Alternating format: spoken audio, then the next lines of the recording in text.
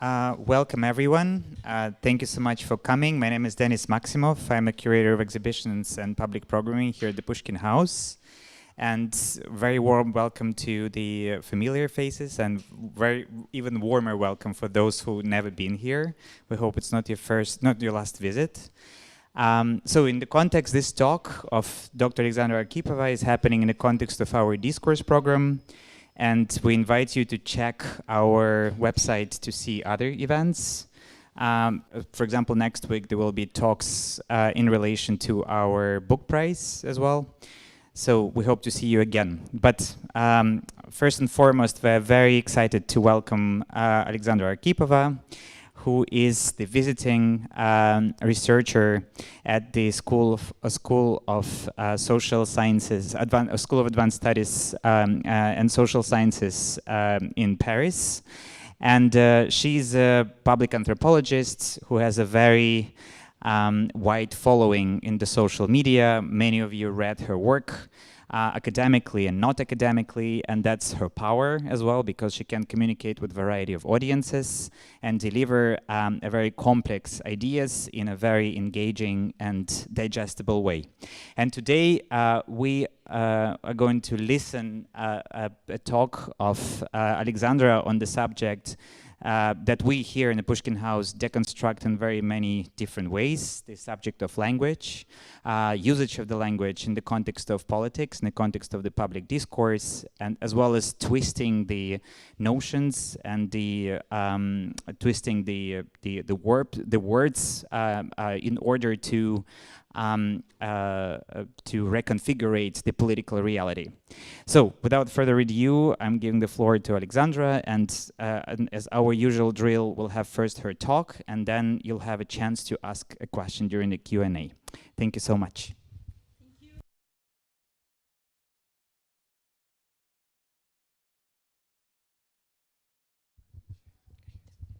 So, I'm very happy to be here in this very nice evening, and today I will try to talk in a very digestible way about Russian Newspeak. And I should say that about myself. I have two occupations, two professions. I'm a philologist and also I'm a social anthropologist. So in this case, I'm trying to use both approaches. I'm analyzing texts, narratives, and language, and I'm analyzing people who are trying to use this language. So, first of all, what we are going...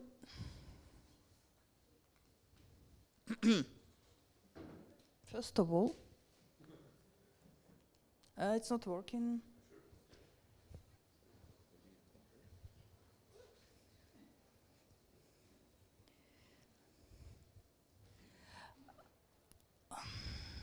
In the few next seconds, I hope you will see on the next slide our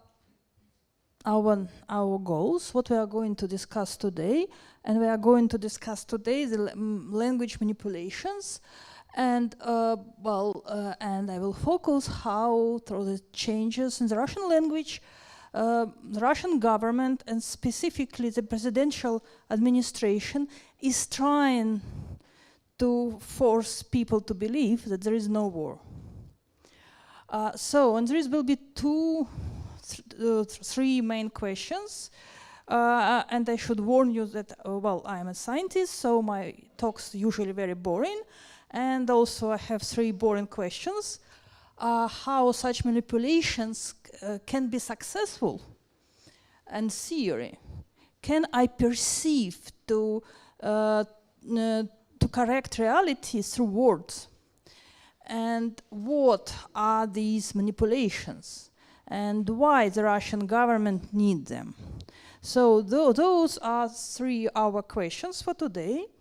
And let's start for the first question. Can a change of wording affect the perception of reality? This is a really good question, isn't it? Because many people would say that, okay, Now in Russia, for example, you cannot say war. Instead of war, you need to say специальная военная операция, СВО, special military operation. And many people would say, and what? Okay, I was forced to say so. It's not very pleasant, but it's okay. It doesn't change anything for me. I guess that many of you heard such explications. And but for us, this is a key question. Is the change of word when we will say special military operation or just special operation instead of war, специальная военная операция вместо война, is that really means something? So to prove this or disprove, we need to create a special type of experiment.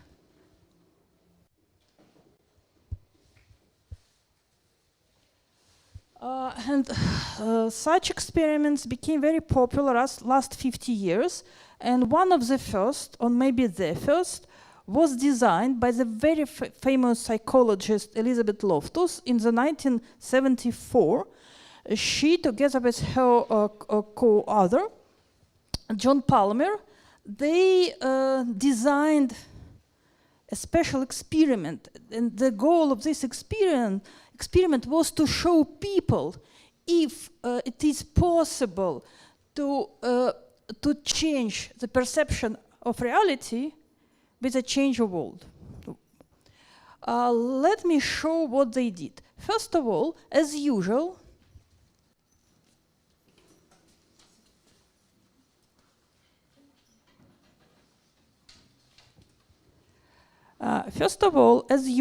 they took a lot of students. All the psychologists, they use students as their guinea pigs. So they took 150 students and they showed them several types of films. Each group saw the different types of movie, but the content of these short movies was the same. It was a traffic accident when the two cars was going and they crashed in the crossroad. And you can see the end of this movie. So some movies were like seven seconds long, some of them are 15 seconds, but they're very short. This was the beginning of the experiment. After these students, they saw this movie. Again, it was just very boring. It was a short clip how two cars were going and they bumped into each other on the crossroad. And they were divided to the 5 random groups, and each group got a questionnaire. There were a lot of boring questions, but among these questions there was one so-called critical question, and the critical question was: how fast was the car going when they each other? But every group of students got different ending of this question. One group got question how fast was a car going when they hit each other, another when they contacted each other, when they bumped into each other, collided and smashed. What is the difference between these verbs? Yes.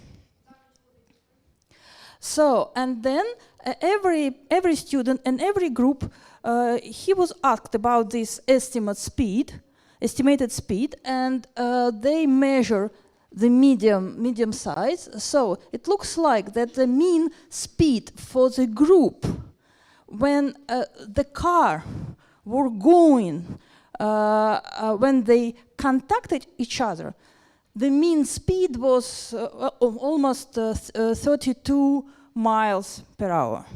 And the group, when they hit each other, cars, I mean, not students, the speed was 34. in the group where the car bumped, 38, and so on and so on. And when in the group where cars crashed and smashed, the estimated speed was very high. See, 41 miles per hour. What does it mean? It means that that the wording of the question of this verb, smashed, collided, contacted, bumped, so on, can significantly affect what people described, what he thought he saw. But Elizabeth Loftus never stopped here. He took another 150 students. Well, I guess Elizabeth Loftus had a lot of students. And she forced them to see the same video, and then she asked students to come back in 1 week. In 1 week, they came back. Hopefully, all of them forgot what they saw 1 week ago. And they were asked again, how fast was a car going? But in this case, they were divided into 3 groups. One group got the question, how fast was the car going when they hit each other? Another group got the question, how fast was the car going when they smashed into each other? And the last group got no such question. But all of these 3 groups was asked, did they remember broken glass? And the group with a hit question and without question about speed, only like, I don't know, 14 and 20% of people from this group, they just remembered some broken glass. But the share of people who did remember broken glass became bigger, see, 32%, when in the group, when they were asked how fast was a car going when the car smashed into each other. So they choose a very hard word, smashed, врезались, and it's help people remember in their memory an image, so-called frame, of the terrible traffic accident. And if you think about terrible traffic accident, it should be something broken, including broken glass. So, because of this verb, people got a small piece of false memory. And these students, they did believe that they saw broken glass. So it means that when we are trying to play with words, when we are taking some nice words instead of terrible ones, when we are saying special military operation instead of war, it means that it has some influence of people's brains. That's what I'm trying to show you in my lecture. So, and before I start, I should tell you about режим информационного благоприятствования. I have a big problem how to translate it into English. It's a set of linguistic technique through which the presidential administration and the presidential administrations, for those who are not Russians, I should mention that presidential administration formally is just like a big infrastructure helping president to decide something. But in real life, this is the Minister of Inner Politics. So, and this set of linguistic techniques, the presidential administration is using to retouch the perception of reality, to correct the perception of reality in the right way. What is this right way? More positive details, less negative details. That's why in Russian it's called режим информационного благоприятствования, exclusive public communication treatment protocol. And this protocol become visible after the last Putin, not the last, but the last Putin elections, when Putin became the president again after Medvedev's term.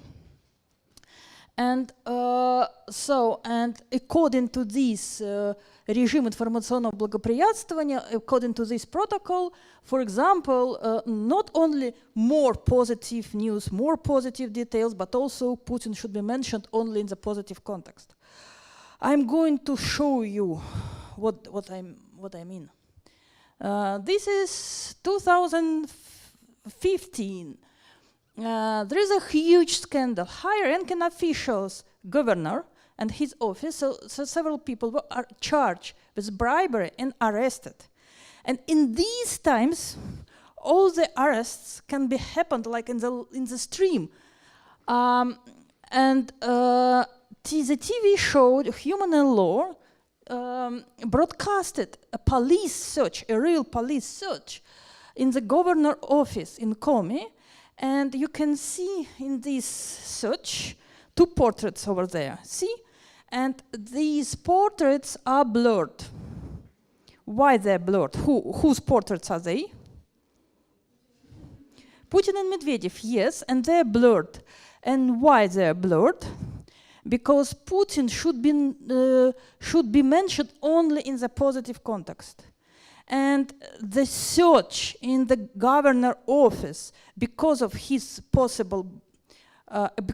bribery is not a positive context. So they blurred, so producers, they blurb the image of Putin very quickly. That's what I meant when I say that Putin should be mentioned only in the positive context. Also, it's a question why this special positive treatment protocol, режим информационного благоприятствования, started. This is the most boring slide of my boring talk. Because I took a database of Russian newspapers, of almost all the Russian newspapers. It's called Integrum Worldwide, and they count first how many times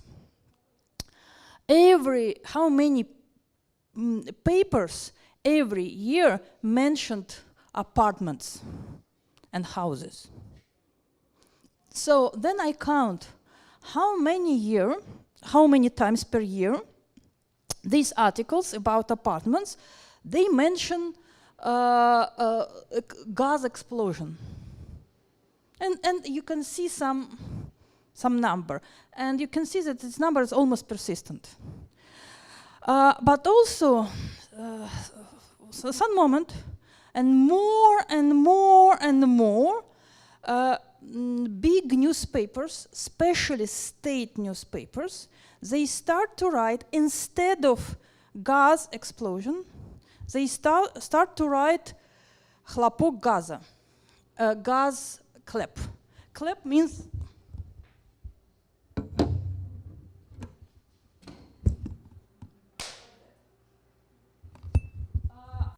it's in Russian it's very strange because it was a technical term which was used, for example, by firemen. But more and more and more, during the last 20 years, this technical term was used by journalists instead of gas explosion. Why is that? And see that after Putin, after 2020, when Putin became a president again, the number of such substitutes like gas clap became more and more popular in the news media. Why? If I took another pairs of words like for example, water, течь, flood, and водопроявление, which I even couldn't translate, we can see the same picture, and many others too. all these technical terms are using against the normal terms, everyday terms, in the last 10 years. Why? This is a nice place, a nice play with connotations, because every word, every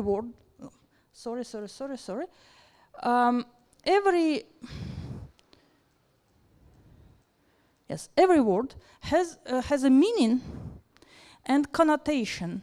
It's an association. It's how this word could connect to other words. And when we say gas explosion, which associations we have? Scared. What else? Injury. What else?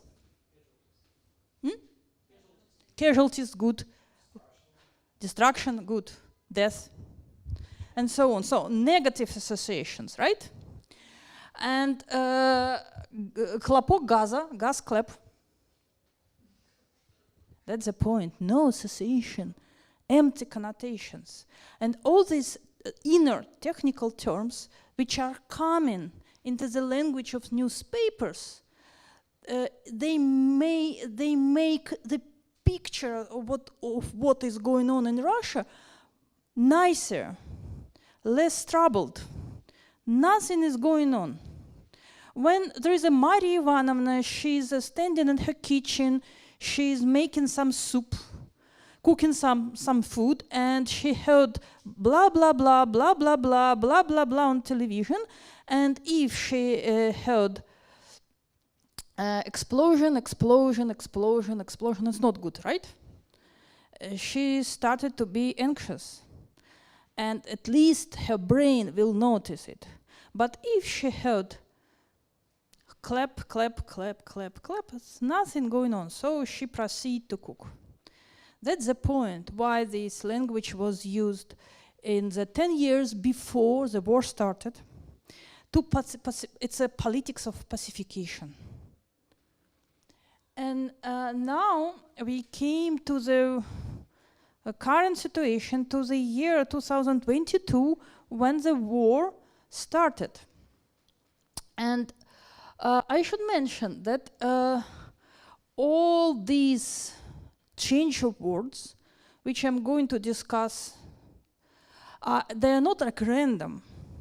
It's not like journalists, they created them by themselves. No, usually the presidential administration sent inner instructions in Russian методички, темники, through and these instructions described in details which words should be used in media articles and how the articles should be written.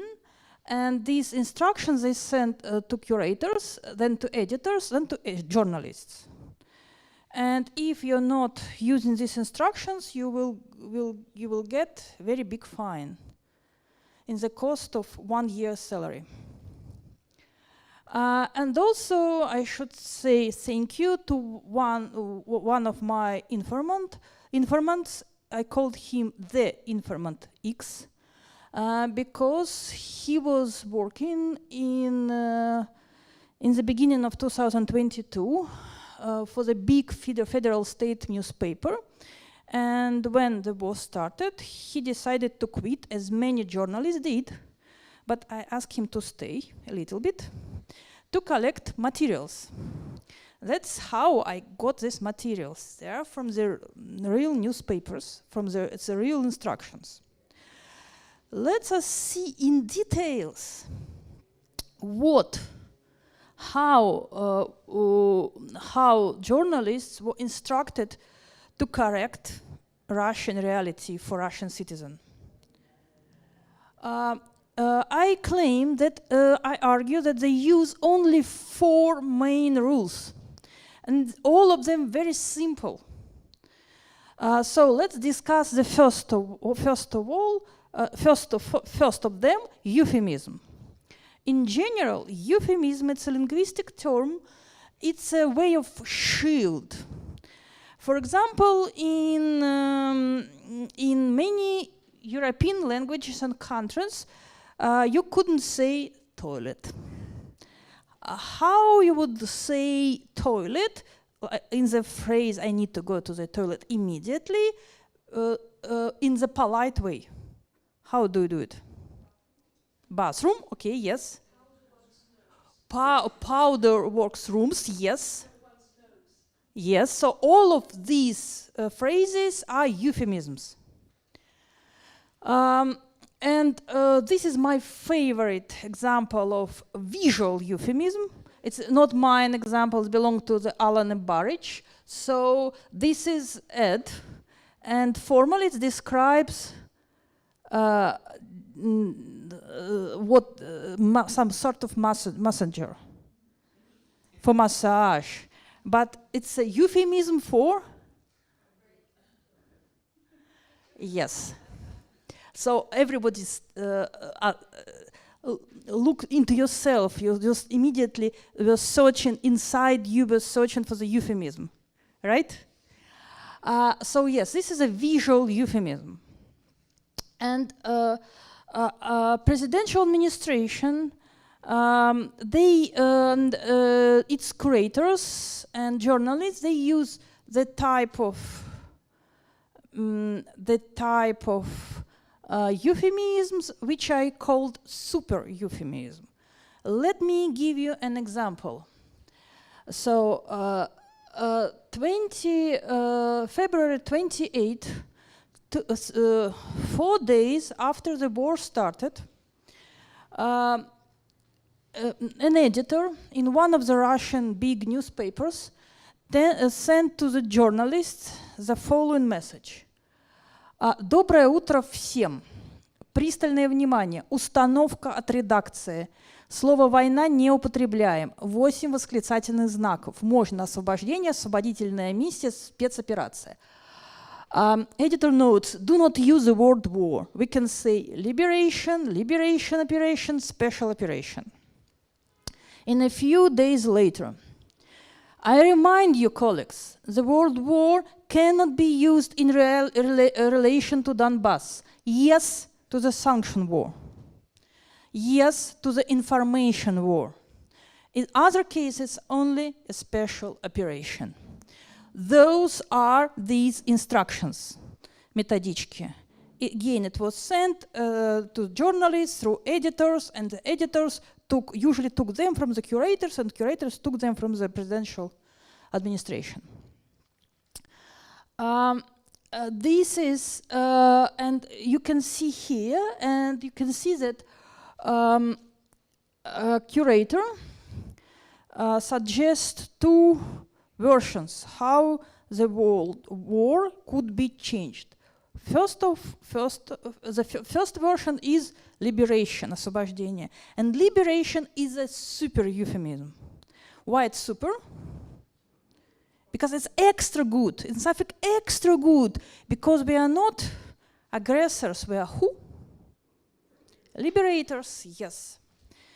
I guess after my lecture, some of you could apply for the job inside the presidential administration. This is super euphemism. Super euphemism usually use about us, because it's us who should be good. And negative connotations inside these dangerous words usually translated into super positive ones. In the few days after the first memo, it was the second one in our newspaper. Please replace the phrase "taken under control" with the word "liberated" when you're reporting about special military operation. So it's not enough. You can see that taken under control, взят под контроль, in Russian sounds quite neutral, yes? But in these articles, it should be replaced by the super euphemism, because Russians are not aggressors, they are liberators. Also, a few months later, the same person is writing that you should use in materials about the situation in the liberated territories. It's recommended to use the term compatriots, соотечественники, in reference to the population of DNR, LNR, Kharkov, Kherson, and Zaporozhye. Do not say residents of Donbass.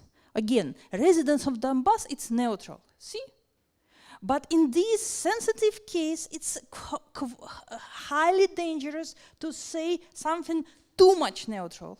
It should be super positive, so super euphemism instead. Okay, we were discussing about euphemisms, but there is another mechanism which is quite different. It's called euphemism. And euphemism, euphemism, it's a sort of shield, defense. Euphemism, it's a kind of weapon.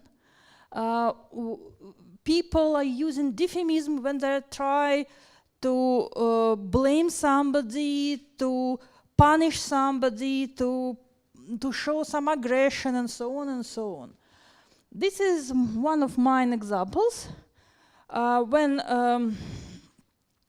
Fidel Castro took power after the Cuban Revolution, a lot of people who participated in the revolution, after he took power, they left Cuba and they left for Miami, and Fidel Castro was a little bit angry about it, so he called them Los Gusanos, worms, червяки. Los Gusanos, it's a euphemism for traitors, for counter-revolutionists. This is euphemism. So it's something quite opposite to euphemism. Again, if I ask the same question, what are you using for toilet as a euphemism? I guess you have a lot of examples in mind. And the presidential administration also asked journalists to use a lot of political euphemism about enemy, about Ukraine. In the end of the spring 2022, when it became obvious that the war or special military operation will take a lot of time, it's not like, I don't know, 3 days operation, and in the end of summer, army of Ukraine was very successful in struggling with Russia. Presidential administration sent a lot of instructions how to describe Ukrainian army. You can see instructions: минимизируем использование термина ВСУ. Minimize the use of the term ВСУ, Army of Ukraine. It's better to say Nazi battalions, neo-Nazi, Nazi, fascists, and so on and so on. Again, one of my beloved ones. В материалах «Ситуация на фронтах» рекомендуется минимизировать понятие контрнаступления, использовать оценочные формы, бездумные атаки, агрессия, отчаянный бросок. In the materials about the situation on the fronts, it is recommended to minimize the concept of counterattack. Better to use the evaluation terms like thoughtless attack, aggression, and desperate rush. I was trying to translate it literally, so I'm sorry for my translation. Let us look at the dynamic of all these euphemisms. For example, Ukraine, I mean like a country, you and the government of Ukraine, usually called in the Russian newspapers in 3 different ways. Киевская хунта, киевский режим и former бывшая УССР, former Ukrainian Soviet Socialistic Republic. You can guess that the most offensive is Kiev junta. And the less offensive for you?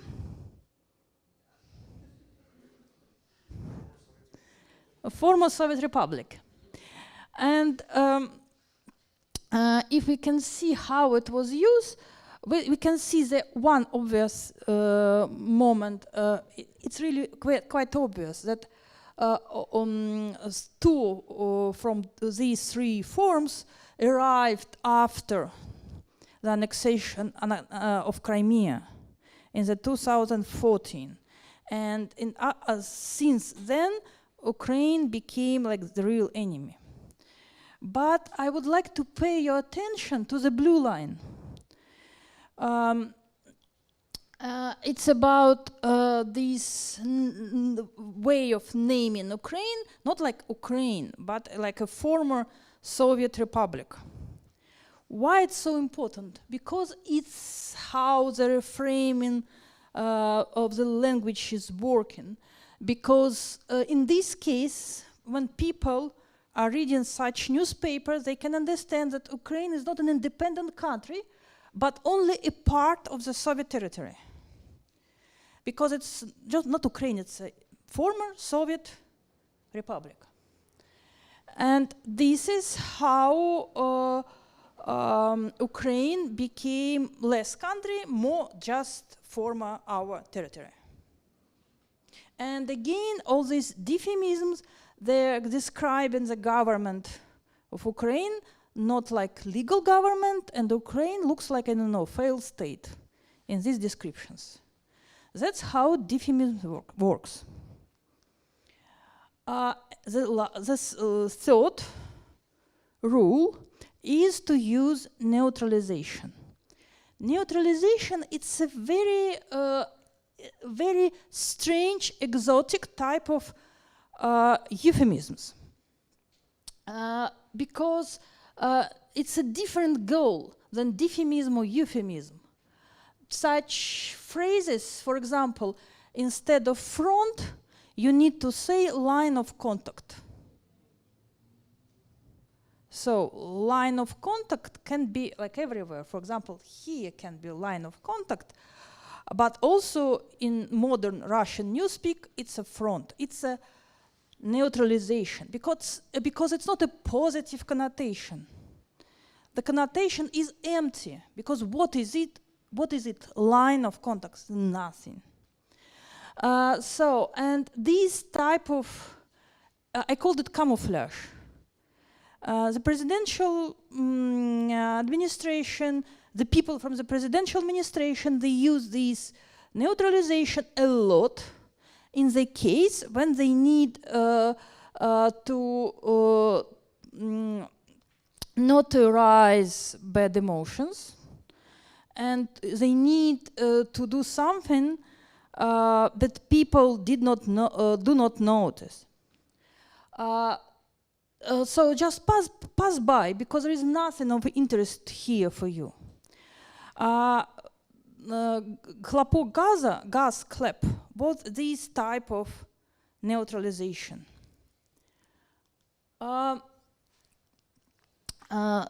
March 9, 2 weeks after the war started, our editor, he wrote such request to the journalists. For the central bank, we have a request for the headlines. Please correct the headlines if the word restriction is used.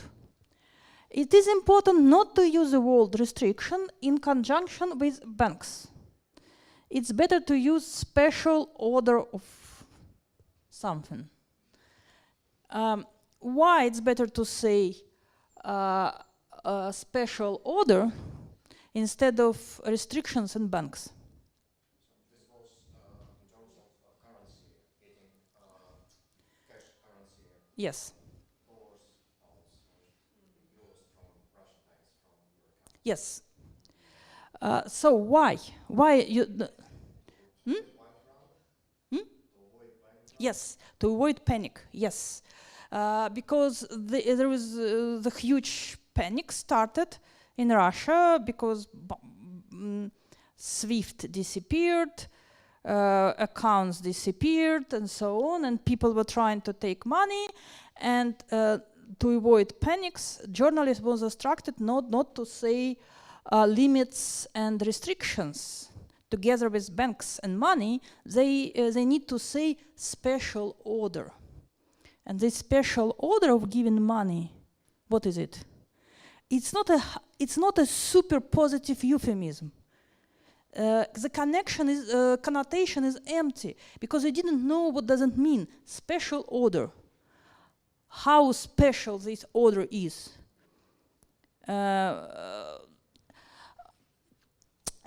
And this is a typical example of neutralization. Another one is quite new. It just happened 2 days ago.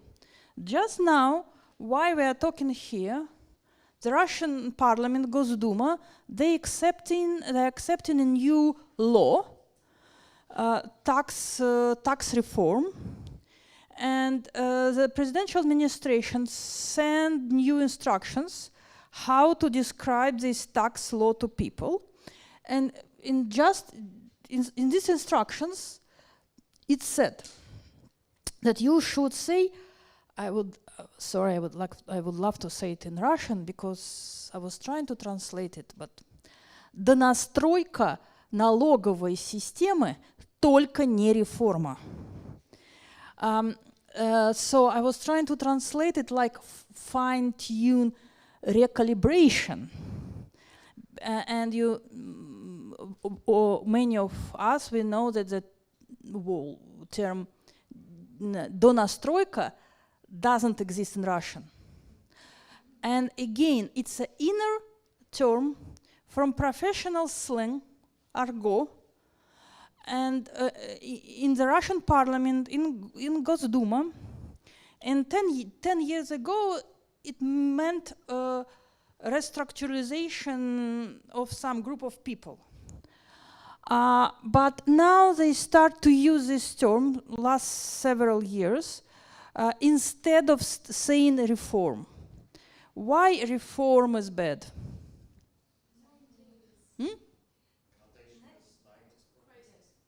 Connotation is something close to crisis, yes.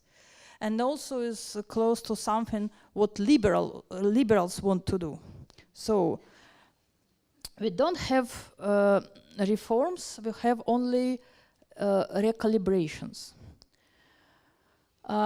Luckily to us, linguists and social anthropologists, our curator, our editor, he sent a detailed description why we need to not to say reform.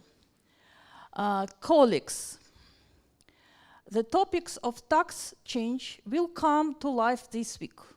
It was written 3 days ago. Most likely the parameters will be announced only on Friday evening, and a couple of events in the Duma will pass without specifics. But there are some guidelines. Do not use the term reform. Do not use the term reform. Будем называть это изменение. We will call it changes.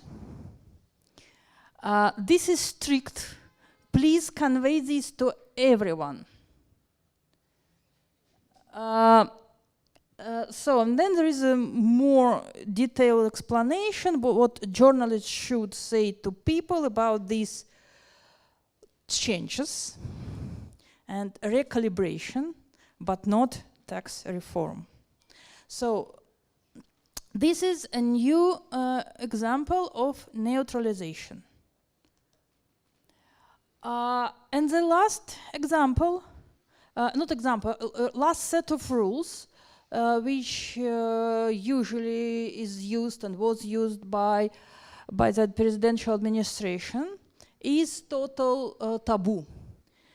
For example, if you cannot create a new substitute, super positive and neutral or euphemism, sometimes you just couldn't. In this case, you should forget about this topic completely. You should delete it from the memory and from the newspapers and never ever mention it. So there are plenty of such instructions. I just give you a couple of examples. Like, for example, good evening, ignore Vladimir Zelensky interview with the large Russian media. It was a case when in the beginning of war, Vladimir Zelensky, the president of Ukraine, gave a big interview to the Russian independent media in exile. So on the Russian state media, they were instructed to ignore it. Or for example, much more interesting case. So it was written in the June of 2022. В преддверии 100 дней с начала операции не тиражировать тему 100 дней СВО и не пытаться подвести итоги. On the eve of the 100 days since the start of the special operation, do not replicate the team 100 days of special military operation. And do not try to summarize any results. Why is that? Yeah, first results were not so great. Yes, what else? Yes, because it's obvious that it's too long. Yes, and what else? Yes, it's attract attention, so we don't need to attract attention to this. So those were instructions. And in general, please ignore all these big dates. So, and now let me show you how all these 4 set of rules are working in one case. As you know,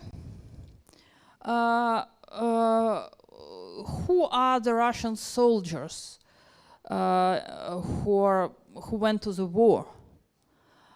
Some of them, they were mobilized, and some of them, they took money, so they signed contract. And they called kontraktniki, and the problem in Russia that the number of people who going to sell their lives for money is going down and down. So there is not such big number of people. So in many regions, the local authority, they suggest you a lot of money to go to the war. Let us analyze together one of these ads, which was published everywhere, almost everywhere in the city Nizhny Novgorod. This is a full content of this leaflet. Nizhny Novgorod militia, new formations. Компетентное профессиональное командование, competent professional command, и товарищество идейных бойцов, fellowship of ideologically driven fighters.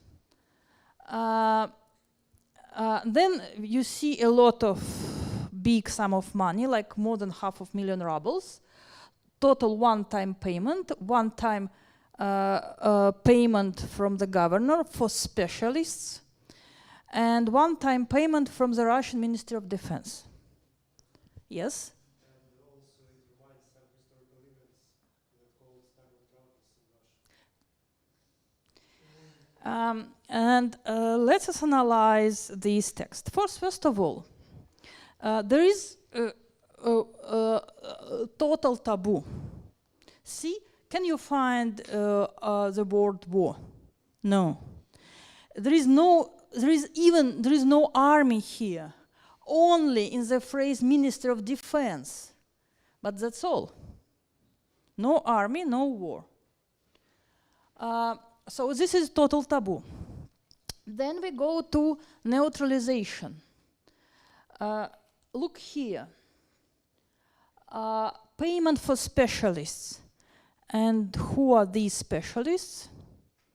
these soldiers with a higher category, I guess, and officers. So officers or soldiers, they're specialists. Neutralization.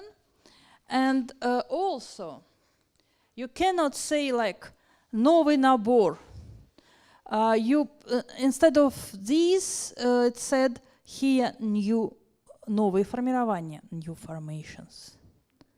It sounds very creepy. But again, there is no word war. And then it's coming to the super euphemism. The smaller super euphemism is that there is no like army, battalion, or something like troops or something that says товарищество идейных бойцов, ideologically driven fighters. And the big super euphemism is that headline, the title, because the title says Нижегородское ополчение, Нижний Новгород militia. It's a reference, very clear to all the Russians, to the historical situation of the beginning of the 17th century, when there was a time of troubles, смутное время, and two guys in Nizhny Novgorod, Prince Dmitry Pozharsky and merchant Kuzma Minin, they collect money and they formed the militia, so-called Second Volunteer Army, and they saved Russia from the Polish troops. So they use this reference to this highly positive historical situation, historical event, like a super euphemism. And again, there is no war. So you need to go somewhere if you are a specialist, and you will get a lot of money for what, but I don't know what, because we want you to be like the hero of the past. That's how it works. Can I use the next slide? Yes, and also there is a plenty of researchers, studies saying that euphemisms they really are able to reinforce feelings of anxiety.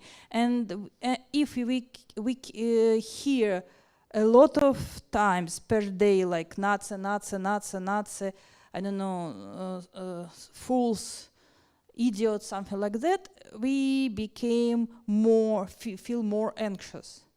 And the next slide, and euphemisms, quite opposite. They could reduce this feeling of anxiety and danger, and they weakened our attention to the situation. There was an experiment several years ago when several psychologists, they asked doctors of the general practice how these doctors, what these doctors would say to the patients when they found that this patient has a heart failure. And they found out that medical workers, they use a lot of euphemisms. Like, for example, fluid on your lungs is as your heart is not pumping hard enough. So then they collect a long list of such euphemisms, and then these psychologists, they wrote explanations of the diseases for the people. But some people got a description of the disease as following. You have a problem with your heart, it's a heart failure. And the other people, they got description in the made instead of medical terms, made in the in euphemisms. And several weeks later, these patients were asked how they behaved according to these instructions. And it's look like the people who was taken instruction written with the help of euphemisms, they produce less care about themselves. So they were less making physical exercise, they were not very strict to their diet, and so on and so on and so on. So it means that really the change of word, if you're using euphemism instead of something unpleasant, it's change your behavior. So I'm making a point, coming back to the experiment made by Elizabeth Loftus in the 1975, trying to say that this change of words, of wording, made by presidential administration, really reduce the feeling of anxiety inside Russia. Can I? And and what we can see that in this situation, there is officials and journalists from the state media who basically are using 4 sets of rules, trying to explain Russian that nothing serious is going on. It's super euphemisms, like instead of occupied territories, liberated territories. Дефемизms, like neo-Nazi или нацики, или жидов, фашисты, so on, instead of Ukrainians, or neutralization, special military operation instead of war, and total avoidance, total taboo, like, for example, if there are a lot of people were killed, there is a complete silence in the Russian newspaper. So, and then,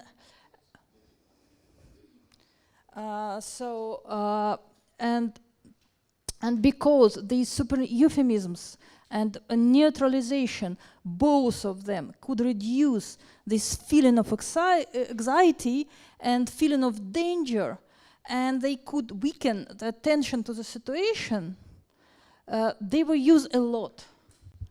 And euphemisms are able to reinforce feeling of anxiety. That's why the presidential administration doesn't like to use them a lot. But all these rules, all these mechanisms, all these linguistics manipulations, they create a kind of bipolar world where we are so good and we are doing so much things, and though these people are just terrible enemies, they're not legit and maybe they're not even human. So this is the end of my story. Thank you, and as the last slide you can see the link to my Telegram channel, Незанимательная антропология, and also one example of leaflet made by people who are trying to fight with the Russian Newspeak. And this is one example of such fight. Thank you.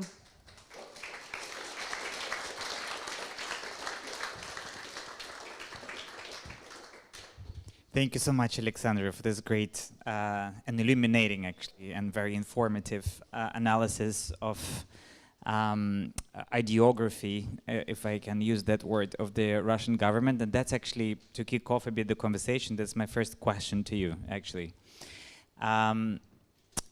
You brilliantly analyzed the different aesthetic responses to the words that are being used in the public discourse.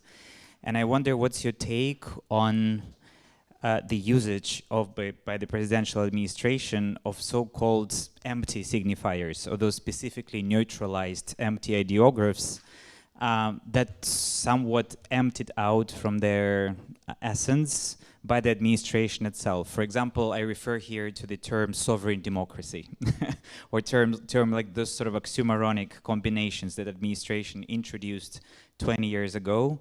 But they're still in use, basically, by the discourse. And how do they correspond and align with the contemporary war speak and with this new speak that was introduced since the start of the war? Do they appear still, or they disappeared, they are not anymore highlighted in the context of the discourse, or they are somehow merging with what is happening right now, with those methodologies and those instructions and protocols that are being pushed to the media? Well, I guess they still exist, and there are plenty of them, and all these terms, they like feel this semantic emptiness, because they means nothing.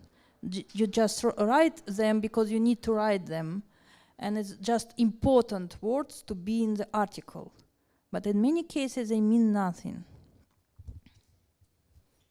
And another maybe also a little bit a comment / question that I wanted to add, just maybe to explain to the people a bit more the role of the presidential administration in the, if I may use this word, orchestra of the Russian institutional power assemblage. If you could comment on it. Yeah, thank you. It's a very good ethnographical question, because in reality we don't have direct proofs of what is going on inside the presidential administration. We just talk to people, and the people are telling us that, you know, I talked to somebody and he told me blah blah blah. So it's but what we know that for now the presidential administration, it's a huge hub of different groups of people, and these groups of people, they try to monitor Russian Russian views, oppositional, loyal views, and they try to investigate how people behave. One of such group inside of the presidential administration focus on the artists. So if the artists, say singer for example, say something wrong about war, the singer should be sent to the to Mariupol, to the former Ukrainian territory, to participate in some event, to show that he's highly loyal. Or if not, his concert will be stopped. Another group inside the presidential administration, they look after journalists. So the journalists should behave, and they should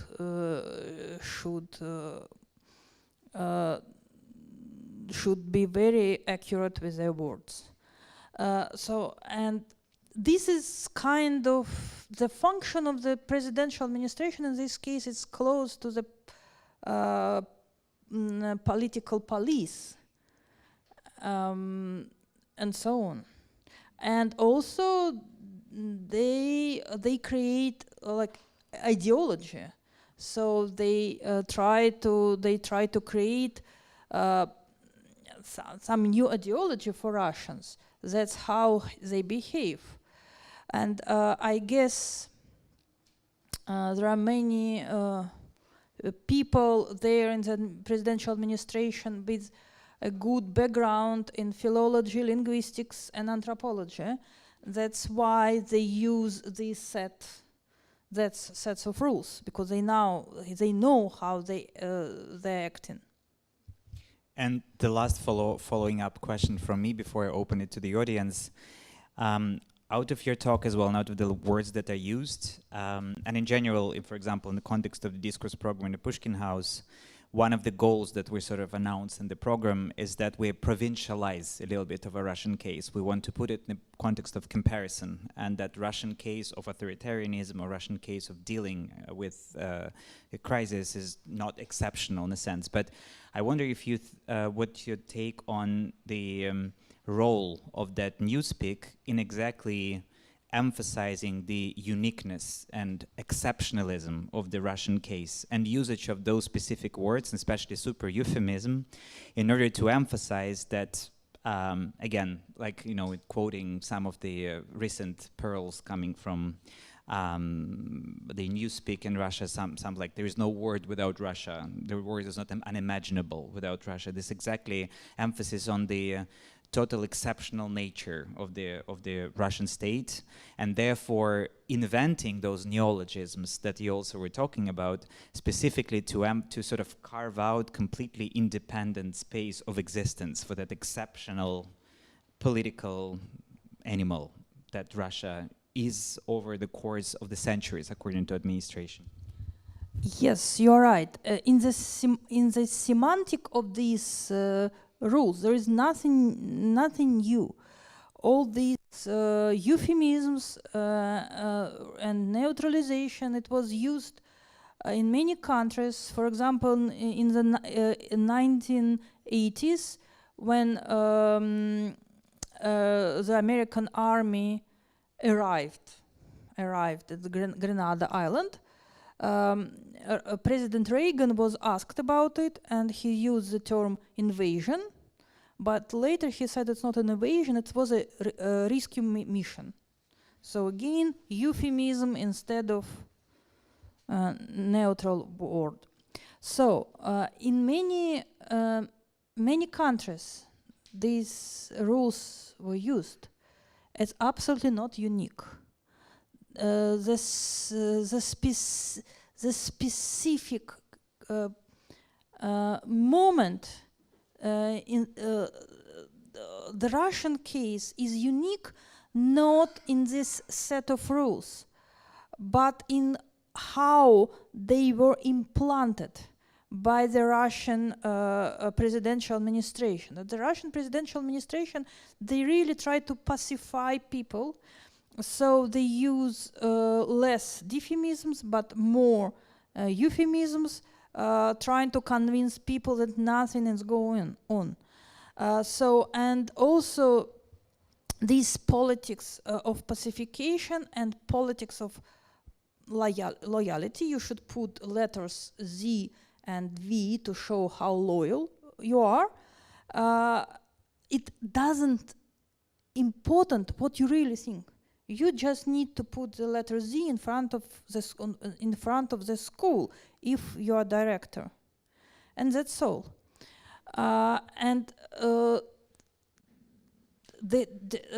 This is it's a total. So this. I should say grammar of changes is total. So it should be everywhere. Nobody can say World War. This is quite different from the other country. Because in many countries, for example, diplomats, they use this language of pacification. They like to play nice, you know. Everybody likes to be nice, so many people say not war but conflict. But in this case, it became total. This is Russian uniqueness. So the questions from the audience, please. Hello, thank you so much for the presentation. My name is Lisa Chernenko, and I'm a doctoral candidate from Oxford University. My work is very related to what you are doing. Specifically, I'm looking for the ways to mitigate the dehumanization online, and in my current paper, I'm studying quantitatively Russian and Ukrainian Telegram, and one of the things that was similar is that I'm showing the relationship between polarized in-group, out-group perception and dehumanizing language. So I just wanted to add that one more word that is used for Ukrainian army is ВФУ, военные формирования Украины, as if it's not an army, or I have a list of words that are replacing the word killing. So I'm very happy to share that if that's of interest. But I have two short questions. First, how can I cite you? Because many of your findings is something that, I would like to cite that and build my, motivate my choices, methodological, based on what you do. And the second question is, may I invite you to present in Oxford University? Our new Russian society would love to, to hear this presentation as well. Please, please invite me. Yes, thank you. Well, I hope I will publish papers about it soon, because it should be done, because it happens, you know, like we are collecting, researching, and never publish. But I promise that I will publish very soon. Basically, I'm writing a book called Language and War, and I hope it will be done very soon. So, yes. I will give you everything. If you could help, if you could pass it. Thank you so much. Hi, my name is Lena. Thank you so much for the presentation as well. My question is, it was very interesting. I'm sure all of us has some relatives who lives in Russia and who are all targeted by propaganda. I know we agree with my mom that we not speak about the war, because she will use SVO, I'll use the war, and we will end it up in a conflict. But now, when I know how it's happened, is there any suggestion how can help the people there when everything's actually gradually going down, as we can see from here, while they think they are rising up and the country is getting better and better, how to unshield this to slowly, gently, without any contradiction, to show them actually that it's not right, but in a nicer way? Is there any way we can use, maybe you can suggest to use some words that we will still trying to talk to them, but in a gentle way, but slowly unshield all these lies from the propaganda world? This is a big question. Unfortunately, we are not living in Matrix. Remember the movie The Matrix? When in the beginning the hero, he got a choice, take the red pill or blue pill, and if you take red pill, you will see another reality. Unfortunately, we cannot decide. We cannot save somebody from propaganda just through suggesting him or her red pill. Unfortunately, to change somebody's views, it's a very difficult and long line of work. This person should be quite in a quite different environment. That's the point. For example, there is a case of my favorite so-called semiotic partisans. So I call this is a term I coined for the people who are still in Russia. They're in the middle of the night. They're trying to put leaflets, small stickers, graffiti on the streets of the Russian cities, saying what is going on in reality. And one of my informants, he explained me why they are doing so. He told me, just imagine, Maria Ivanovna in St. Petersburg, she wants to go to buy some daily bread. So she went to the elevator and she saw a sticker, Putin Huilo. Then she went to the downstairs and she saw no war everywhere.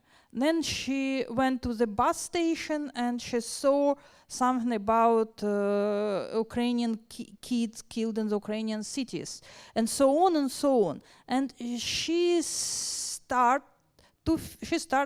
in this moment, she starts to feel that the majority around her is thinking differently.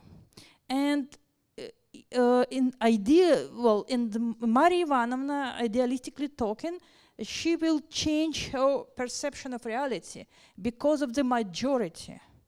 So in the moment when the majority about your mom will change its views, so in this moment your mom start to think differently and start to talk differently. This is a point. It's a very, very long process. Hello, my name is Alexei. Question about different kind of newspeak. So from this military correspondent phenomenon when people call, this line of contact is sometimes called ribbon in this military jargon, and people refer to that as code 200, wounded as code 300. So do linguists see propagation of this specific language in the more general use in books or newspapers, more broad, not that quite niche Telegram area, or and how we can measure propagation of such military words into current language in Russia? It's a very good note that in reality there is more than one newspeak in Russia now. And this newspeak, it was produced by the Russian presidential administration. It has like grammar rules, it's going from up to down. But also there is another newspeak, you're absolutely right. And it's among people who are actually in the field of battle or among their relatives. For example, I highly recommend to read Telegram channel of Wagner wives and relatives. They discuss a lot of things. And also, this is a Telegram channel by this war correspondent. Yes, they use, their language is quite different. They use a lot of euphemisms. They also don't prefer not to say war, like война, but they say like, oh, sacred war, священная война, or you are right, they're not saying war, but saying за ленточкой. And it's a quite different language. It's not very easy to research it, because in this case I have like documents to research, but in the case of Telegram channels, I have only Telegram channels, and I need to speak to a real person to conduct a normal ethnographic research. This is a big question. But it's a highly interesting newspeak, war speak, I should say. I also remind our online audience who is watching us that you could also ask the questions on Zoom, and we will pass them on.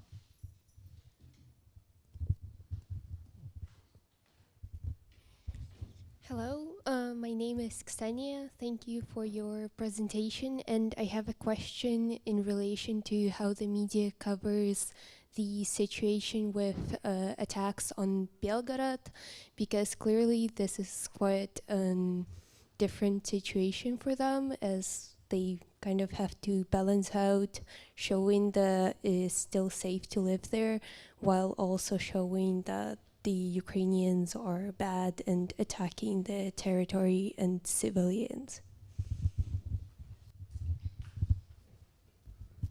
Thank you. It's a very good question. So I should say that Russian media and official Telegram channel, like for example, Telegram channel of the Belgrade governor Gladkov, they were using like neutralization of neutralization. So basically they are saying that it was chlapok, or loud noise. What is loud noise? And basically they don't mention any Ukrainian rockets or army or whatever. So there was some explosion, clap, or loud noise, but we don't know what the origin of this noise. So they never mention that it was a rocket from the territory of Ukraine and blah blah blah blah blah blah blah. And maybe the last question. In this case, like enemy is absolutely invisible. Hi, my name is Victoria and I live in this country for 15 years already, so reading both sides of the media, Western and Russian and opposition one. And I have probably a difficult question. What about the local media? What about BBC, CNN? Do they have the methodological there, or whatever we call it in Russian, not to write anything positive about Russian citizens outside of Russia, or Russian citizens who suffer from Putin regime there? Like there's almost nothing about that. There's nothing about people relocating from a country in masses, right, to different, how difficult their lives are there. And I'm reading both sides and I don't see much about it. It's almost like there is a ban on that, or to write that the sanctions are not working, or to write that the Russian citizens' rights, human rights were basically banned and humiliated by their sanctions. I see that as well here, not that I'm not reading. Well, it's a big question. I really don't know if there is any type of instructions.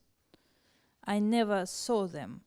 But it is true that some problems with Russian who are relocating to Europe or to Armenia or to Georgia, they're they're put in under the cover because nobody is interested in these problems.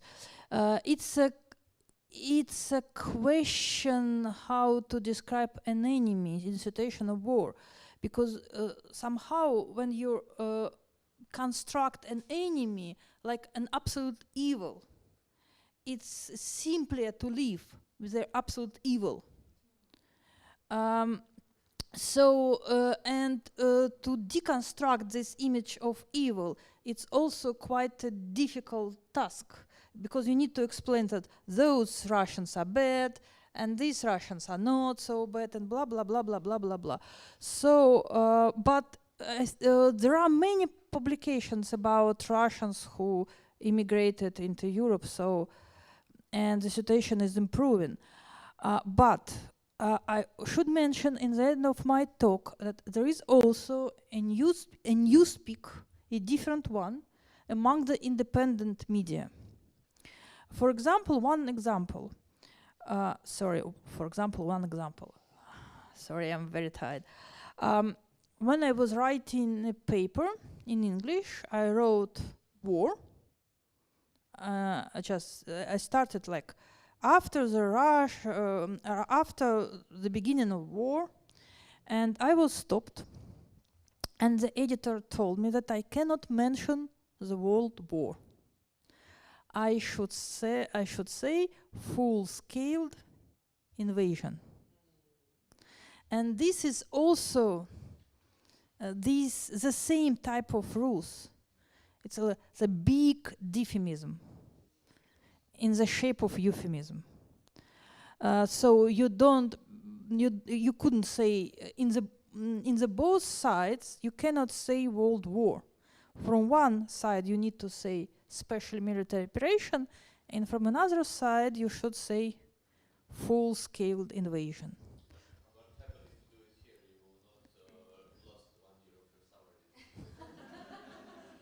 if you do it here? You will not lost 1 year of your salary. You can also say Russian full-scale war in Ukraine. This is also acceptable with Yes. Ukrainians and international audience, but only in this long way. And it should start with Russian, not Ukrainian Russian.